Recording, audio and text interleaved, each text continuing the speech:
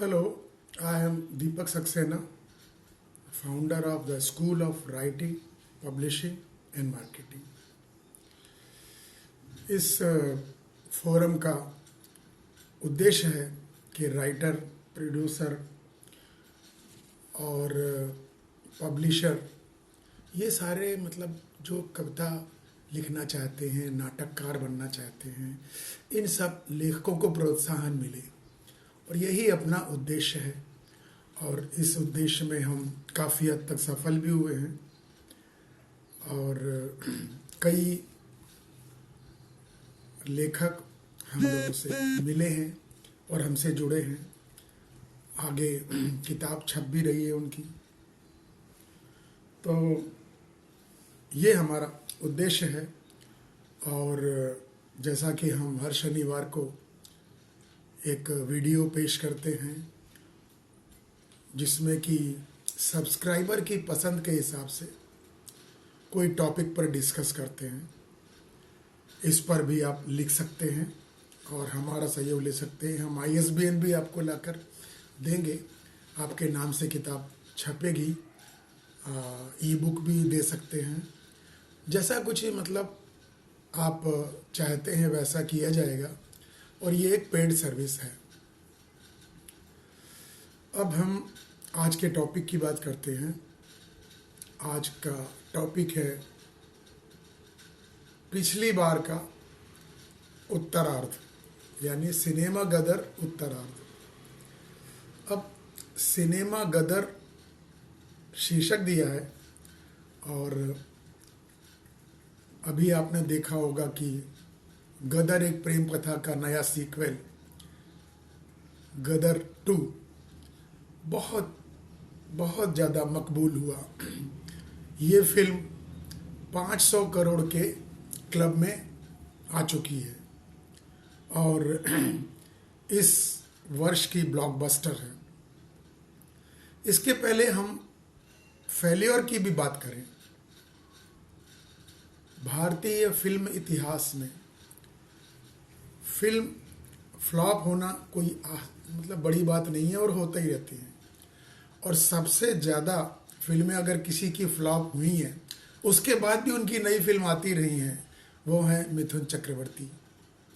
मिथुन चक्रवर्ती ने लगभग 400 फिल्में की। मृगया से स्टार्ट किया 1979 में और बहुत अच्छे कलाकार रहे। लेकिन उनकी फिल्में, अगर उनके पास हिट फिल्में हैं तो फ्लॉप फिल्में भी बहुत हैं। उन्हें सबसे बड़ा फ्लॉप फिल्मों का पहाड़ माना जाता है। 180 फिल्में उनकी सुपर फ्लॉप रही। और हिट में तो आप जानते ही हैं कि डिस्को डांसर, प्यार झुकता नहीं, अग्निपथ, ये सब बहुत सी फिल्में आई। सनी पाजी की भी बहुत सी फिल्में सुपर हिट भी रहीं और बहुत सारी फिल्में फ्लॉप भी रहीं। लेकिन जैसी गदर 2 ने गदर मचाई है, जैसी गदर 2 ने कमाई की है, वो अपने आप में एक रिकॉर्ड है। 66 ईयर्स में इतनी बढ़िया हिट फिल्म देना, इससे तो महंगा सिर्फ रजनीकांत की जेलर भी उतनी ही बढ़िया कर रही है, जो कि 72 साल के हैं। तो कहने का मतलब यह है कि उम्र से एक्टिंग का कोई भी पैरोकार नहीं है, कोई सरोकार नहीं है। अगर जो फिल्म दर्शकों को पसंद आती है तो हिट होती है, नहीं पसंद आती है तो फ्लॉप होती है। लेकिन अब जमाना ये हो रहा है कि लोग सक्सेस की रेसिपी को ढूंढना चाहते हैं। गदर 2 की सक्सेस का रेसिपी क्या है? वैसे तो रेसिपी बहुत सिंपल है। देशभक्ति, एक्शन और सीक्वल। पिछली फिल्म अच्छी थी, उस हिसाब से ये किया गया। और देशभक्ति या फिर यूँ कहें पाकिस्तान मुर्दाबाद, ये भी एक चीज़ लोगों को अपील करती है। और भारत और पाकिस्तान के बीच में जो संबंध हैं वो कभी अच्छे नहीं रहे, आज भी अच्छे नहीं हैं। आज हम देखें कि G20 में या हर अंतर्राष्ट्रीय सम्मेलन में जो भारत की साख बढ़ी है वो है। और ये फिल्म अब इतनी हिट होने के बाद गदर 2 धीरे धीरे नए कीर्तिमान स्थापित करती जा रही है और लोगों को विश्वास ही नहीं है ये कहाँ रुकेगी जाके। 1000 करोड़ का प्रोजेक्शन भी लग रहा है, तो देखते हैं कहाँ बढ़ती है। इस फिल्म की एक खासियत जो मेरे को लगी वो मैं आपसे बयां करना चाहूँगा कि जब वो पाकिस्तान चला जाता है जीते चरणजीत, और वहाँ पर उसे मुस्कान से प्यार हो जाता है। मुस्कान शादी की बात अपने अब्बू से करने वाली थी ईद के दिन, और ये उससे मिलने तब नहीं जाता है।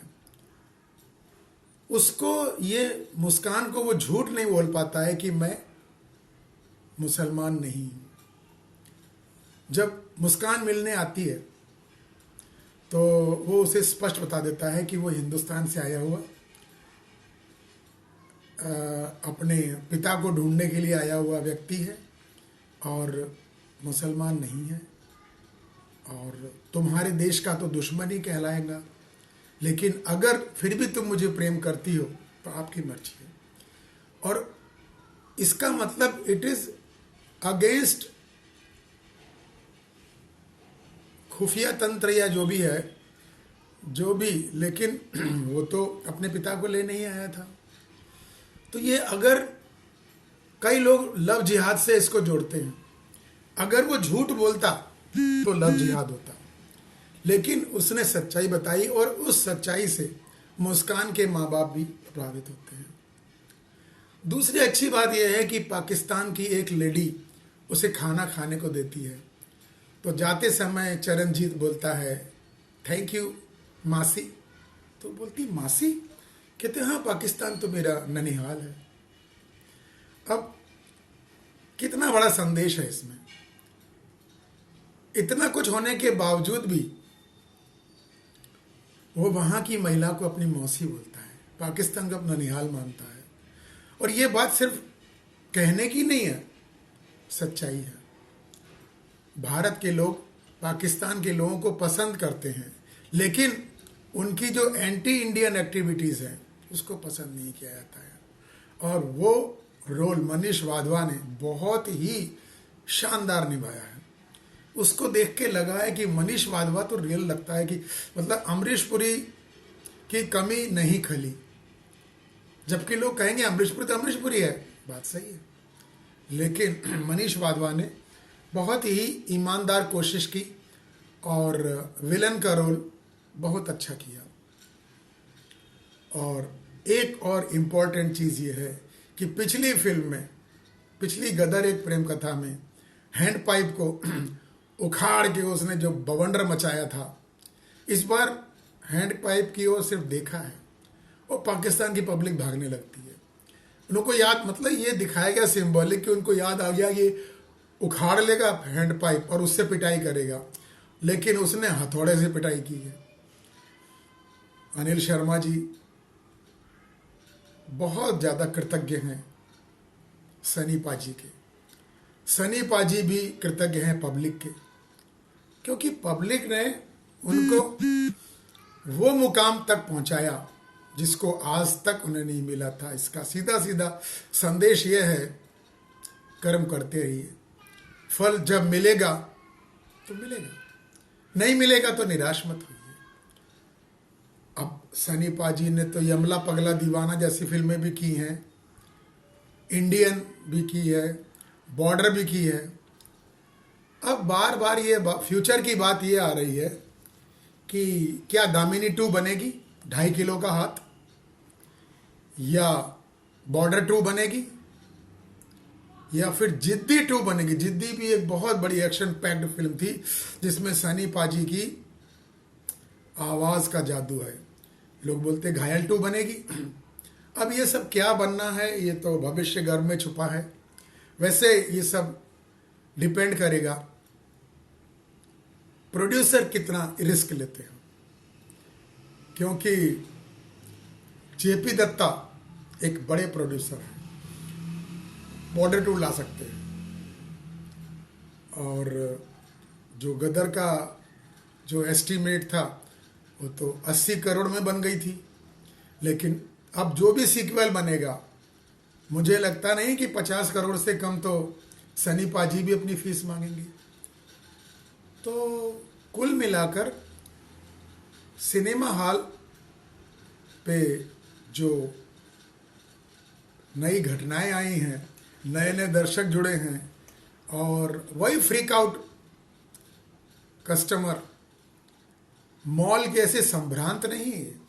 और यहाँ तक कि सुना है कि मध्य प्रदेश में एक गांव है, उसके पिताजी, उसमें एक व्यक्ति है, उसके पिताजी सनी पाजी के बहुत बड़े फैन थे और गदर 2 का इंतजार कर रहे थे। उनकी मृत्यु के बाद उसने पूरे गांव को फ्री में गदर 2 दिखाई। इस तरह से लोग गांव से गांव से ट्रैक्टर, बुलडोजर, ट्रॉली सब में भर भर के आ रहे हैं पिक्चर देखने। और कितने लोग जो सनी के लोकप्रिय बनने में, अपने को सनी के पॉपुलर बनने में जो सहयोग देना चाहते हैं, वो अपनी फिल्म, ये फिल्म सनी पाजी की पूरे गांव को दिखा रहे हैं। तो ये एक जज्बा है और हर जज्बे के पीछे कोई ना कोई तरीका होता है। अब एक चीज़ और सुनी गई है कि जब से ये फिल्म हिट हुई है, हेमा मालिनी और सनी पाजी का परिवार जुड़ गया है, क्योंकि हेमा मालिनी ने भी बधाई दी है कि भाई आपने बहुत अच्छा काम किया और हमने आपकी बहुत तारीफ करना है। तो जबकि हेमा मालिनी तो उनकी सौतेली माँ है, शुरू में उन दोनों में बिल्कुल भी नहीं जमती थी, इसकी अफवाहें बार बार आती थी। लेकिन धर्मेंद्र ने एक बैलेंस बना के रखा है। धर्मेंद्र ने एक ऐसा बैलेंस बना के रखा है कि दोनों परिवार में, मतलब हेमा मालिनी के बच्चे और प्रकाश देओल के बच्चों में कभी झगड़ा ना हो, कभी ऐसा अनबन ना हो जो कि आगे फूट कहलाए ये सब। और धर्मेंद्र भी इस उम्र में, अगर सनी 2.5 किलो का हाथ है तो धर्मेंद्र भी आवाज में, अंदाज में कोई कम नहीं। और ये बात आप यमला पगला दीवाना में ही देख सकते हैं। अनिल शर्मा ने शुरुआत तो धर्मेंद्र की फिल्मों से ही की थी। और एक और चीज़ है,